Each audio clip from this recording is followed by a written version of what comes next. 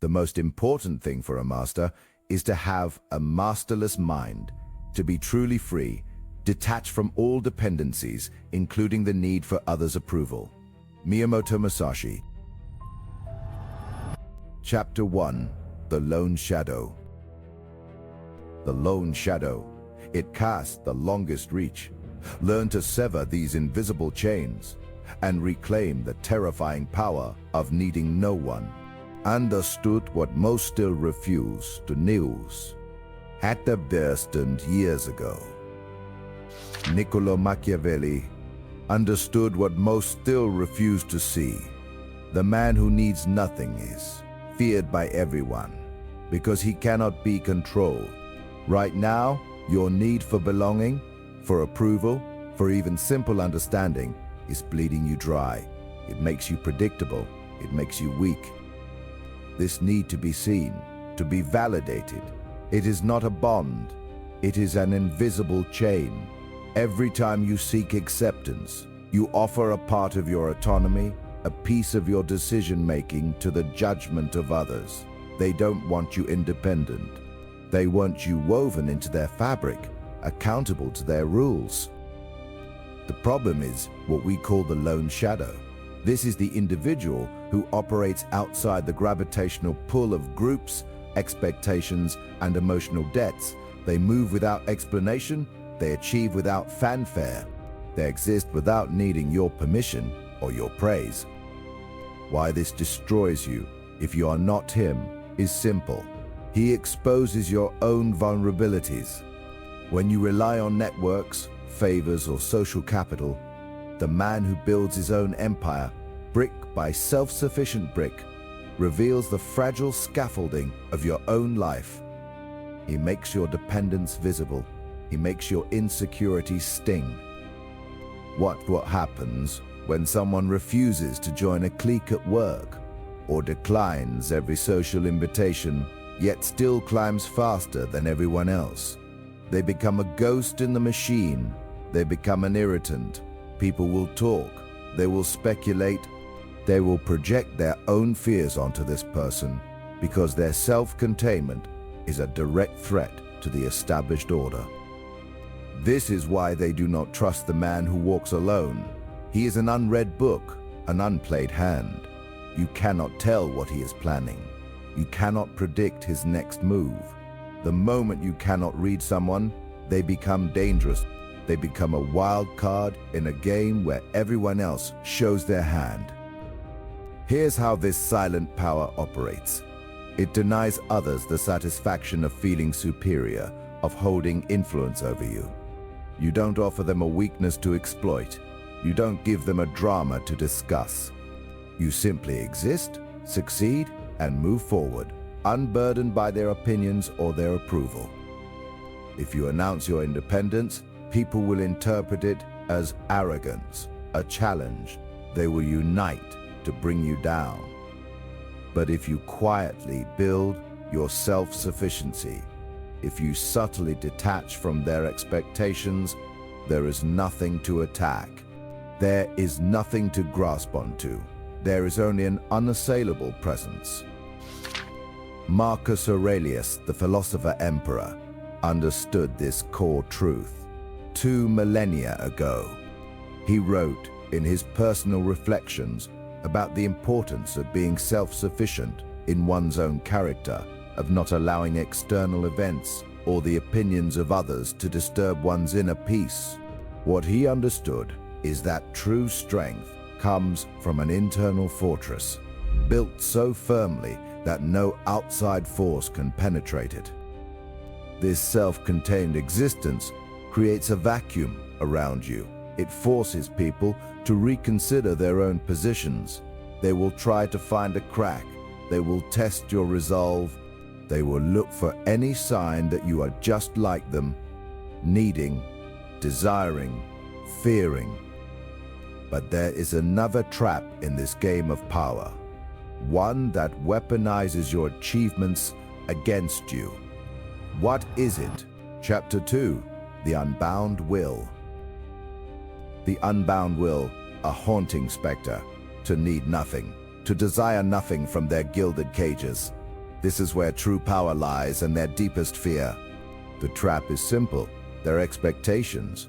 The moment you achieve anything, the moment you gather power or influence or resources, others suddenly believe they have a claim. They see your success as a shared resource, a pool they can dip into. Your accomplishments become a liability, not a fortress. This is why the unbound will terrifies them. It is the core of their impotence. When you need nothing from the crowd, nothing from the system, nothing from the approval of others, you become a ghost in their machine. They cannot manipulate a man who desires nothing they offer, nor fear anything they can take away. Think about the countless times you've seen someone rise, only to be pulled back down by the demands of those around them. Friends asking for favors, family seeking validation, colleagues expecting your support. Each request is a tiny hook, pulling you off your path, draining your energy, diluting your focus. They don't want you to be truly free. They want you to be useful to them. Here's how you build this unbound will. You cultivate a radical self-reliance. Understand that every dependency is a potential leash. Every compliment you crave, every validation you seek, every obligation you seek, every obligation you accept becomes a point of control for someone else. Starve these dependencies. Cut them off at the root. If you constantly broadcast your needs, your desires, your hopes, people will seize on them. They will use your ambition as a lever, your vulnerabilities as a pressure point. But if you quietly operate, if you pursue your aims without needing their applause or their understanding, there is nothing for them to grip. There is no weakness to exploit. Otto von Bismarck, the Iron Chancellor, understood this completely. He once declared that politics is the art of the possible. What he truly grasped was that the master of the possible is the one who owes nothing, fears nothing, and needs nothing from others to execute his will. He moves with a terrible freedom, unburdened by debt or obligation. This self-contained existence creates a vacuum around you. It forces people to reconsider their own positions. They will try to find a crack. They will test your resolve. They will look for any sign that you are just like them, needing, desiring, fearing. But if you hold firm, if your will is truly unbound, their methods fail. Sun Tzu, the ancient strategist, wrote that, "If you know yourself but not the enemy, for every victory gained you will also suffer a defeat. If you know neither the enemy nor yourself, you will succumb in every battle." This principle reveals that deep self-knowledge means understanding your own needs and systematically eliminating any reliance on external forces for their fulfillment. Such a state makes you unassailable. When you need nothing, you can give everything, or nothing. It is entirely your choice. Your generosity becomes a deliberate act of power, not an obligation. Your silence becomes a weapon, not a sign of fear. Your presence commands, because you are not asking for permission to exist or to act. This unbound will is not about isolation, but about sovereign power. You choose your allies, you choose your battles, you choose your path, because you are not coerced by any external need. You become the immovable object, against which their desperate attempts at control simply break. But there is another subtle drain, a silent thief that extracts your energy without you even realizing it. One that turns your focus inward, away from the external battlefield.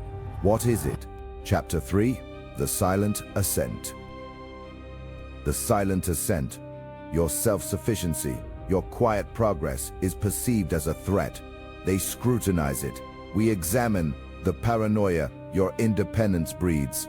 Your independent path, your quiet progress, is not seen as strength. It's seen as a threat. They don't celebrate your self-sufficiency. They scrutinize it. This is this is the scrutiny of silence, the paranoia your independence creates. Your refusal to engage their petty dramas, your consistent focus on your own game, creates a vacuum around you. They fill that void with suspicion, with projected fears. They assume you hide something because their own lives are built on hidden weaknesses. This silent drain pulls you off your offensive. You waste energy managing their warped perceptions. You find yourself defending your moves, explaining your choices, when your only move should be forward. Every explanation is a concession, a step back. Watch what happens when you build something great alone, without fanfare or validation. You don't seek their approval. The whispers begin growing louder. Why is he so quiet? What is she really up to? They must think they're better than us. They will dissect your non-action, searching for a crack, a flaw in your silent ascent. They will invent reasons for your solitude, creating problems that exist only in their envious minds. Your self-sufficiency mirrors their own lack of power. They resent your unbound will. Here's how you wield this weapon. Understand that their scrutiny is proof of your growing impact, a sign you are breaking away, you are rising. Do not engage their fictions. Do not defend your path. Let their paranoia fester. It is not your problem to solve. Every detail you share, every explanation you offer, is a drop of power leaked. You give them a map to your vulnerabilities, an invitation to dig deeper. Your truth becomes raw material for their attacks, twisted into something sinister. Instead, become an enigma.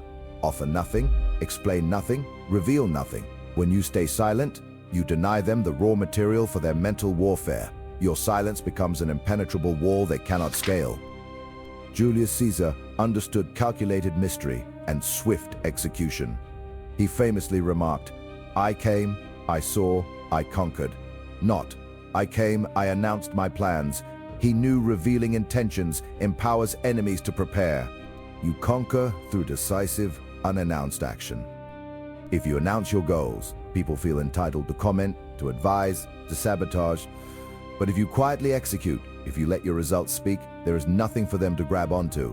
Your accomplishments stand as undeniable truth, leaving them with only speculation and impotent resentment. Napoleon Bonaparte, a master of strategic ambiguity, understood that the unknown breeds terror. He knew leaving opponents to guess your intentions, to project fears onto your silence, was a powerful weapon. This psychological pressure crippled them more than any direct attack. Your silence becomes their prison, their minds doing your work for you. This silent power, this unbound independence, ensures you remain untouchable by their petty agendas. You move unburdened by their perceptions. But there's a deeper, more insidious trap awaiting the man who walks alone. A subtle seduction that promises connection but delivers only chains. What is it? Chapter 4, the unbreakable wall. The unbreakable wall, a fortress against manipulation. Discover how self-sufficiency makes you invisible to their hooks, untouched by their systems. The subtle seduction, that false promise of belonging, is a weapon for the man who needs. But what of the one who needs nothing? They face an unbreakable wall, a silent fortress built from pure, unadulterated self-sufficiency. This man cannot be bought, threatened, or swayed, because his core exists outside their system of rewards and punishments. Remove your dependencies, and you remove their hooks. They look for a family tie, an ambition, a social circle to threaten. But if you chose your own path, detached from the herd, their usual tactics dissolve. You become a ghost in their machine, present but vulnerable, a target without a surface. Watch when they try to isolate you. They will paint you as an outsider, a pariah, hoping you crave acceptance. But you already embrace the periphery. Their whispers about your behavior, your lack of connections, echo meaninglessly.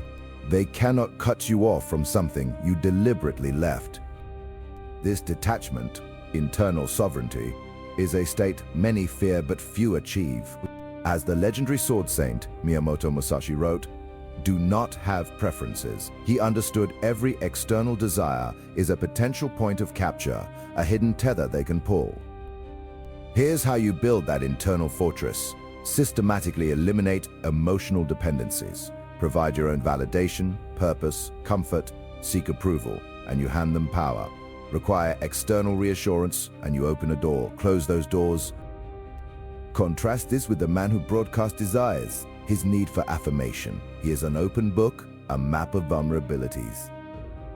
But if you hold your counsel, if your desires are known only to yourself, there is no leverage, nothing to threaten, withhold, or bribe you with. Their frustration builds. They escalate attempts, trying to provoke a reaction. To find a crack, they will invent slights, spread rumors, or offer tempting opportunities, all designed to test your detachment. But when met with calm, unblinking indifference, their attacks rebound, draining their energy, not yours. The strength of the solitary man comes from deep inner integration. Carl Jung understood this path of individuation. He stated, "One does not become enlightened by imagining figures of light, but by making the darkness conscious." He meant true strength comes from confronting and integrating all aspects of yourself, becoming whole and self-contained, not seeking external validation. This self-containment makes you an anomaly, a threat to their control. They cannot categorize you. Because you fit no group, no agenda, you become unpredictable, your motivations opaque. This is not about being a hermit. It's about being a complete unit, impenetrable to their psychological warfare. Your very existence, unburdened by their expectations, becomes a source of quiet power. They struggle to understand you, and what they cannot understand, they cannot control. They are left grasping at shadows, projecting their own fears onto your impenetrable silence. This wall, this self-possession, protects you from their attempts to define you, to own you, but it also creates unique social friction, a subtle pressure that tests the resolve of those around you. How do you manage this resistance to your independence without giving them the fight they desperately seek? Chapter 5, The Unspoken Command. The unspoken command. To explain yourself is to surrender. Why they demand your reasons and why your silence is your ultimate weapon. The constant pressure to explain your choices, to justify your path, is social quicksand. They demand your reasons, your intentions. Every word spoken in defense is power surrendered. It signals a need for their approval, a hunger for understanding that makes you appear weak. You become a book they can read, an open strategy. Explanation invites attack. It gives them a target to poke holes in, to dissect your logic. They twist your words, dismiss your drive, your energy drains, your resolve softens. You stop acting, you start reacting, constantly defending your boundaries. This is why you must master the unspoken command. Watch them. They ask why you chose a different path, why that difficult decision. Their tone might seem innocent, curious, but below it often lies a need to control, to categorize. They want the why to agree or disprove. Giving it makes you accountable to them, not yourself. Here's how you establish unspoken command. You simply act. You move. You decide. No preamble, no explanation, no post-mortem. Your actions are your only statement. Let them interpret, let them guess, let them fill the void with their own conclusions. Their confusion is not your problem. Your silence becomes a wall. This ambiguity is your shield. It forces respect for your autonomy. You ask for no permission. You simply exist. It creates a space where they cannot find purchase, no lever to move you. They will try to extract details to make you play their game. Do not engage. Your only response is the action itself. Confucius once taught, the superior man acts before he speaks, and afterwards speaks according to his actions. He understood true authority needs no verbal validation. Your deeds precede your words. Your words, if they come, merely confirm what is already done. Action first, then observation. This removes all room for doubt. Announce your plans, explain every step, and people feel entitled to critique, to demand transparency. They see someone who needs their input, who can be swayed, quietly execute your vision, present the accomplished fact. They can only observe and react. They face the undeniable proof of your will, not a fragile idea open for debate. Silent execution is disarming. It creates an information vacuum they will fill. They project their own interpretations onto your choices. They might admire your decisive nature or fear. Either way, they react to you rather than you reacting to them. You dictate engagement terms through disciplined refusal to engage verbally. Alexander the Great, when asked how he conquered so much, famously said, "I am not afraid of an army of lions led by a sheep. I am afraid of an army of sheep led by a lion." He understood leadership through decisive action, not endless talk. His conquests were his explanations, his marching armies, his justifications. True command shows undeniable results, not just eloquent speeches. This unspoken command is not about rudeness. It conserves energy, protects decisions, solidifies your position. It tells the world without words that you are self-contained, self-sufficient, accountable only to your vision. You close channels where others might drain your resolve or steer your course. The man who walks alone, commanding without speaking, gains immense strength, yet he also becomes a target for those who resent his independence. They cannot grasp his motives, so they question his character. This silent defiance creates subtle, invisible resistance. How do you navigate the envy and suspicion your self-contained power generates without ever addressing it directly? Chapter 6. The Blank Canvas. The blank canvas, a potent weapon indeed. We shall explore how an empty space, a calculated silence, compels others to fill it, always to your advantage. The man who walks alone, commanding without speaking, gains immense strength, yet he also becomes a target for those who resent his independence. They cannot grasp his motives, so they question his character. This silent defiance creates subtle, invisible resistance. How do you navigate the envy and suspicion your self-contained power generates without ever addressing it directly? The most potent weapon is not what you reveal, but what you deliberately withhold. This is the power of the blank canvas. Nature abhors a vacuum. The human mind, especially, cannot tolerate an information void. When you offer no data points, no personal data points, no personal stories, no emotional disclosures, others do not simply leave that space empty, they fill it. They fill it with their own anxieties, their own interpretations, their own deepest suspicions. Think about someone you know who reveals nothing about themselves. They never discuss their past, their personal life, their struggles. They show up, perform, and vanish. You try to piece them together, you try to understand their moves, but there's nothing to grab onto. Immediately, your mind begins to speculate. Are they hiding something? Are they planning something? Are they planning something? Are they dangerous? What Sigmund Freud understood is that the ego creates meaning, even from absence. It projects its own inner world onto the unknown.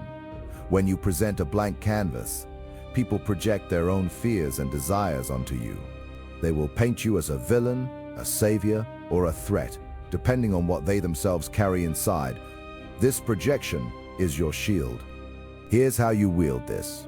You cultivate a deliberate absence of accessible information. Not just silence, but a controlled, almost surgical removal of anything that could be used to define you. No social media breadcrumbs, no casual oversharing, no emotional leaks. You become a perfectly smooth, unblemished surface. Watch what happens when you do this. Your colleagues, your rivals, even your supposed friends will exhaust themselves trying to define you. They will concoct theories, spread rumors, and whisper speculations. They will fight a ghost, a phantom of their own making, all while you remain untouched, observing their efforts. They are wrestling with their own projections, not with you. Leonardo da Vinci, the master artist, knew the power of ambiguity. He understood that a smile half hidden, a face emerging from shadow, compels the viewer to complete the image, to invest it with their own meaning. This principle applies to your public persona. Give them just enough to wonder, but never enough to know. Fools rush to explain themselves. They believe that if they just offer enough details, enough justification, enough raw emotion, others will finally understand, finally trust them. They drain their power, offering up their inner world, only to find it picked apart, used against them, or simply dismissed. They become vulnerable, exposed. But if you offer nothing, there is nothing to attack. There is nothing to dissect. You leave no psychological hooks, no points of entry. You become an unreadable force, a silent observer whose intentions are always questioned, but never truly known. Your enemies thrash against a shadow. Your very blankness becomes a defensive wall. Their fear, their doubt, their incessant speculation serves to keep them at a distance, to create an aura of untouchable power around you. They cannot control what they cannot comprehend. But even a blank canvas needs careful management. Sometimes, the threat of nothing can be too absolute. The truly masterful operator understands how to hint at what could be there without ever drawing it. Chapter 7. The Envy of Flight. Envy's shadow. The very freedom you grasp, the power you cultivate, poisons those who remain tethered. Learn how their bitterness seeks to drag you down. The untouchable power you cultivate, the silence you project, breeds more than just fear. It generates a specific venom, the envy of flight. They watch you soar, detach from common burdens, and their bitterness grows. They despise the freedom they cannot attain, the choices they dare not make, the chains they refuse to break. This is the cost of genuine liberty, the price of escaping their gravity. This envy is a silent, insidious force. It rarely attacks openly. Instead, it seeks to drag you back into the dirt, to clip your wings without direct confrontation. They spread whispers, question your motives, invent flaws. They want you to stumble, to show weakness, to prove your independence is a facade. Their goal, make your solitude feel like punishment, not triumph.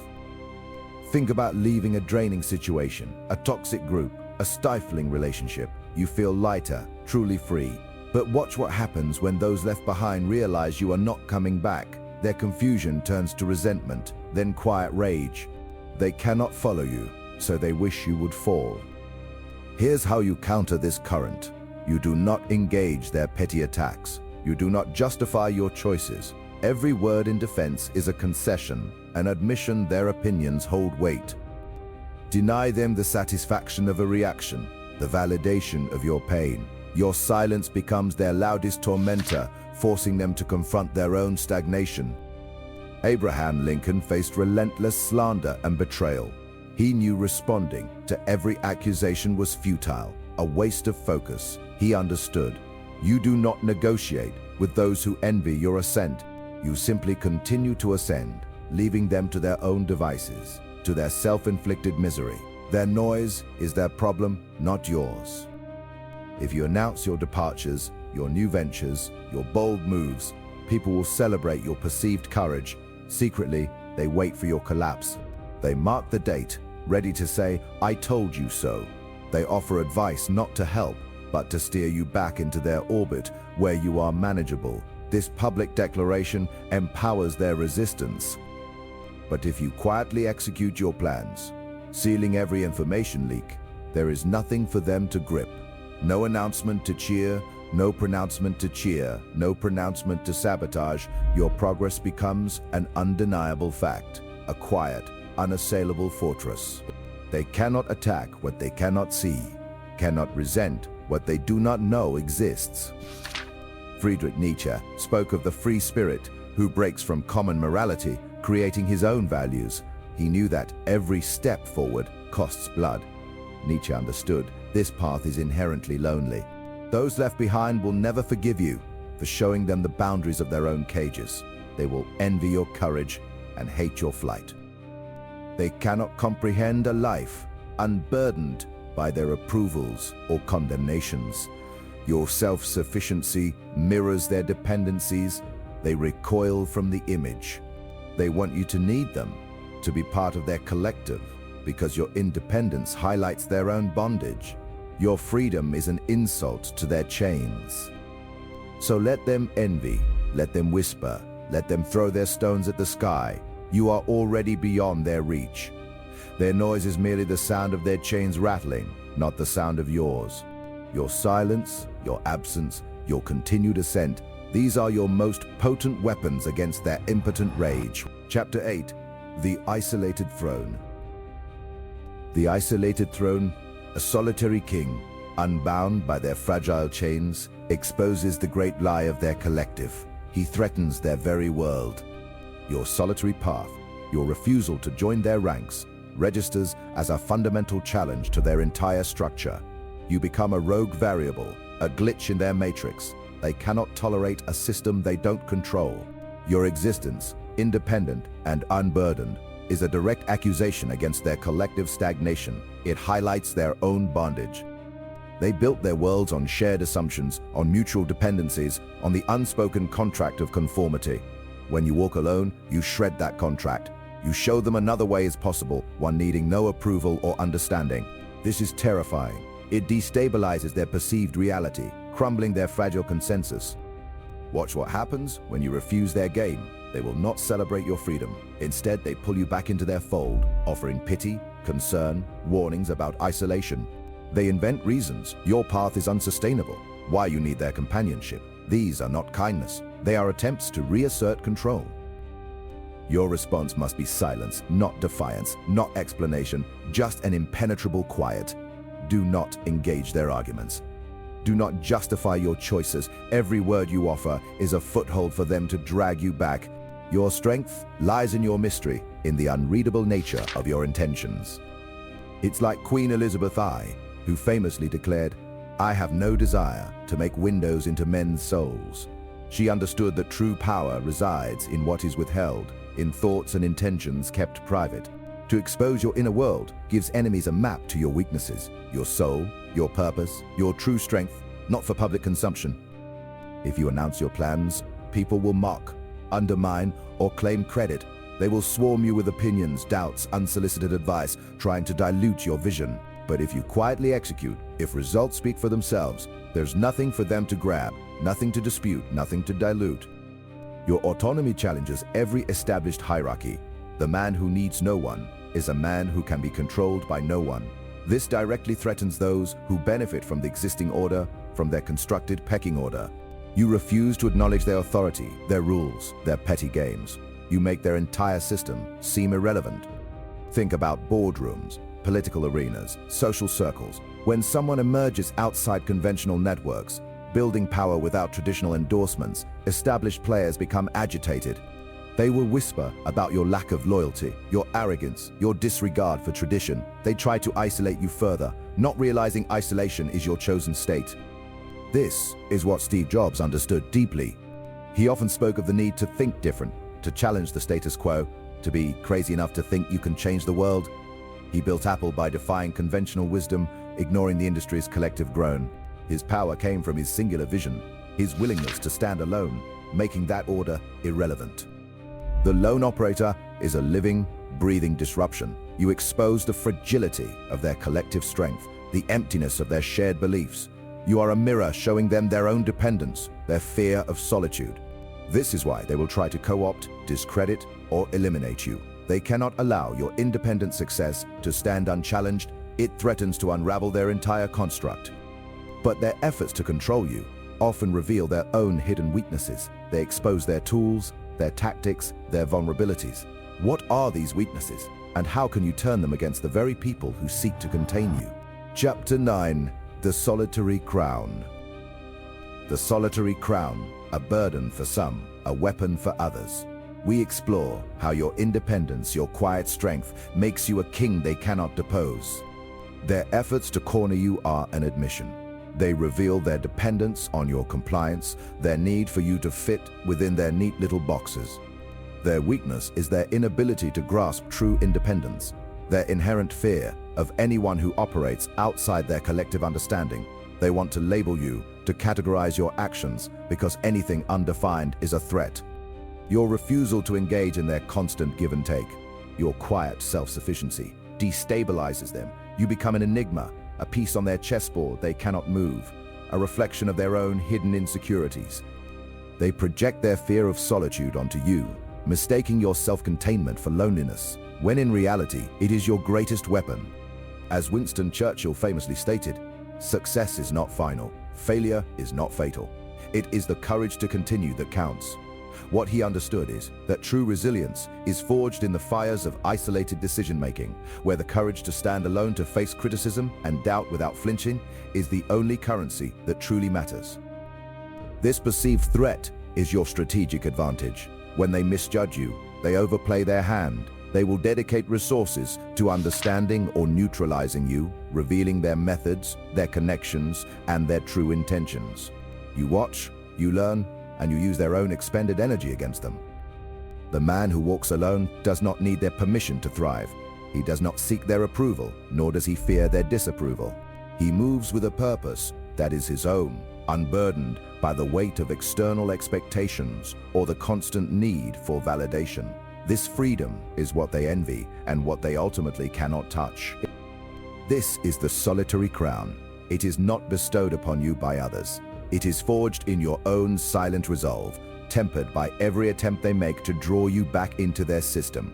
Each time you resist, each time you choose your path, you add another layer of steel to its formidable structure. Genghis Khan, the architect of an empire, understood this primal truth when he declared, "I am the punishment of God. If you had not committed great sins, God would not have sent a punishment like me upon you." What he understood is that absolute power often originates from a position of stark isolation, a willingness to be feared and misunderstood rather than loved or accepted by the masses you conquer. Your unique power comes from being an unknown variable. They cannot predict your moves because your motivations are not tied to their metrics. They cannot bribe you with their trinkets because your desires are internal. Your resolve is absolute, your needs are few, and your self-reliance makes you impervious to their typical manipulations. Embrace this feared independence. Do not seek to explain yourself, for explanations are concessions. Do not seek to justify your path, for justifications are pleas. Simply exist, operate, and achieve. Let your actions be the only communication, a silent testament to your unyielding autonomy. The world fears what it cannot categorize, what it cannot control. You are not a sheep in their flock, nor a dog on their leash. You are not part of their hierarchy, and you are not playing their game. You are simply beyond their reach, a force unto yourself. And this is why they will never truly understand you. Understand this final doctrine. They don't trust the man who walks alone, because he has nothing to lose by walking away. Become that man, cultivate that distance. Let their fear become the foundation of your unshakable power.